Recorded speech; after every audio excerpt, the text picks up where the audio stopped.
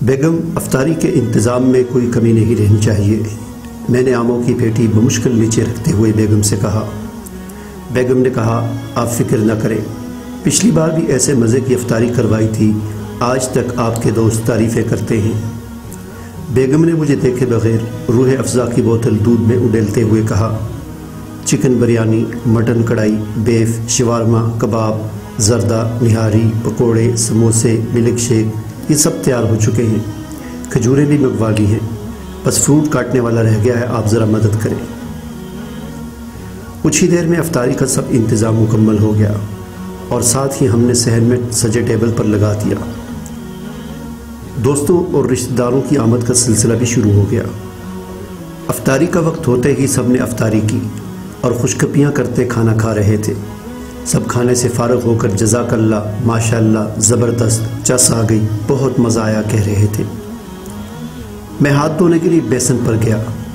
بیسن کی نل کھولی تو ساتھ ہی میرے کان میں ایک بچی کی آواز آئی، امی، سب لوگ تراویح پڑھنے کی تیاری کر رہے ہیں اور ہم نے ابھی تک روزہ افطار نہیں کیا، سحری بھی صرف پانی سے ہی کی تھی۔ میری آنکھوں کے آگے جیسے اندھیرا سا چھا گیا۔ یہ آواز پڑوسیوں کی 12 سالہ بچی کی تھی۔ میں یہ جانتے ہوئے بھی کہ یہ اخلاقیات کے خلاف ہے، دیوار سے ان کے گھر میں جھانکنے پر مجبور ہو گیا۔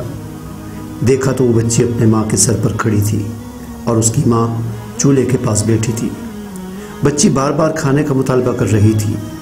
میں یہ دیکھ کر جیسے پتھر کا سا ہو گیا۔ اس کی ماں نے جب سر اٹھایا تو مجھ پر نظر پڑ گئی۔ اس کی آنکھیں آنسوں سے بھری تھیں۔ مجھ پر نظر پڑتے ہی زبردستی مسکرائی اور چادر سے آنسو پوچھتے ہوئے کہنے لگی، بھائی کیسے ہیں آپ؟ یہ لڑکی بہت ضدی ہے، ابھی کھانا کھایا ہے سب نے، اب پھر ضد کر رہی ہے۔ وہ جھوٹ بول رہی تھی، شاید جانتی تھی کہ میں نے بچی کی باتیں سن لی ہیں۔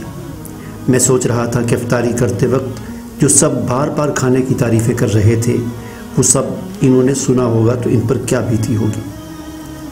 میں نے اپنے آپ کو بڑی مشکل سے متحرک کیا اور بجلی کی سی تیزی سے بازار کی طرف دوڑا۔ ہر وہ چیز جو میں نے افطاری میں کھائی تھی لے کر واپس چل دیا۔ میرا ہر قدم مجھے بھاری لگ رہا تھا۔ اس بچی کی باتیں اور اس بیوہ خاتون کے آنسو مجھے نہیں بھول رہے تھے۔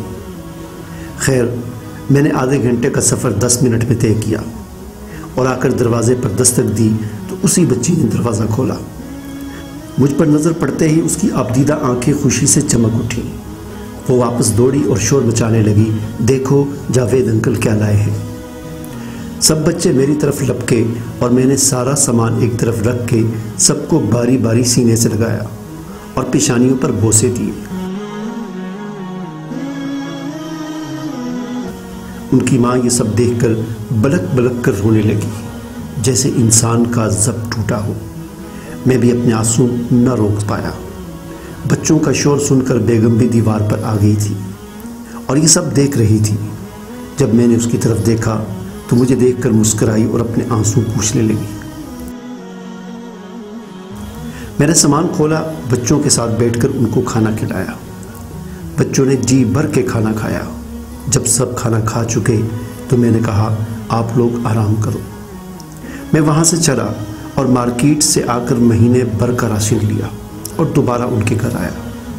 عورت نظریں جھکا کر کہنے لگی، بھائی اتنی زحمت کیوں کی آپ نے؟ میں جب سامان رکھ چکا تو میں نے سوئے ہوئے بچوں کی طرف ایک نگاہ دیکھا تو جیسے سکون آ گیا ہو۔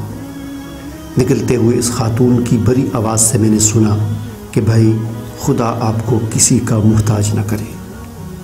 اس کی دعا سن کر مجھے لگا جیسے میں نے دنیا اور آخرت کی دولت پالی ہو۔ اس کے بعد ہر روز اس گھر سے بچوں کے ہنسنے کھیلنے کی آوازیں آتی، جنہیں سن کر میری روح کو سکون ملتا۔ اتنا سکون مجھے اپنی پوری زندگی میں پہلی بار ملا تھا۔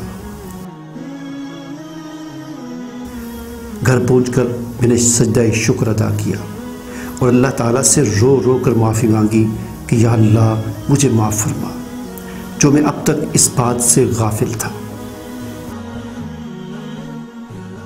ہم کھاتے پیتے دوستوں اور رشتہ داروں کو کھانے پر مدعو کر کے سمجھتے ہیں کہ بڑا ثواب کما لیا، لیکن اس بارے میں کبھی نہیں سوچا کہ کیا ہماری طرف سے مستحقین تک ان کا حق پہنچ رہا ہے؟ ذرا نہیں، پورا سوچئے۔ ناظرین، ہمیں معلوم ہے آپ کے ضبط کا بندھن بھی ٹوٹ چکا ہے۔ مزید موٹیویشنل اور رہنمائی سے متعلق ویڈیوز کے لیے یوٹیوب سرچ میں نقطہ گائیڈنس لکھیں، سبسکرائب کریں اور چینل وزٹ کریں، جہاں سینکڑوں ویڈیوز آپ کی منتظر ہیں۔